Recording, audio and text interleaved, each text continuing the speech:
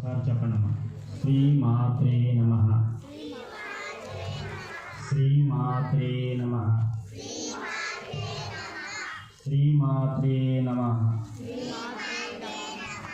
శ్రీమాత్రే నమః. శ్రీమాత్రే నమః.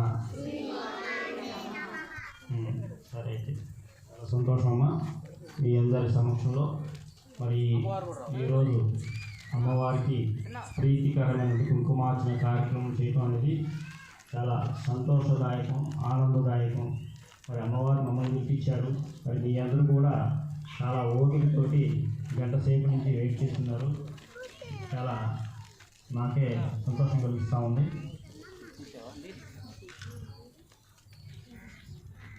కార్యక్రమంలో భాగంగా ఈరోజు ఈ యొక్క కార్యక్రమానికి శ్రీకారం చుట్టినటువంటి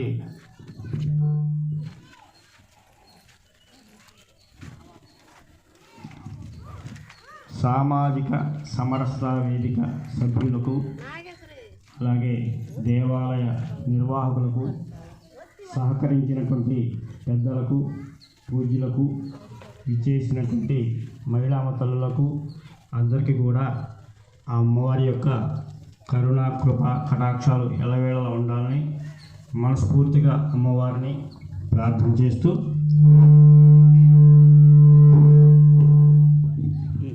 మొట్టమొదటిగా అమ్మ అందరూ కూడా విఘ్నేశ్వరుని సిద్ధం చేసుకున్నారా?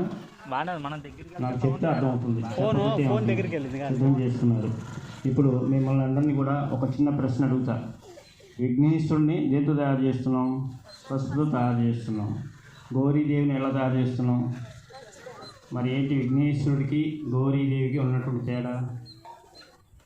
అంటే ఎందుకు చెప్తున్నా అంటమ్మా, ఏ కార్యక్రమం అయినా సరే మన పూజ్యులు పెద్దవాళ్ళు ఎందుకు మనకు చెప్పారు, మనం ఎందుకు చేస్తున్నాం అనేటువంటి వివరణ తెలుసుకొని చేస్తే రేపు భవిష్యత్ తరాలు కూడా మీరు ఆ వివరణ అడిగితే చెప్పడానికి అవకాశం ఉంటుంది.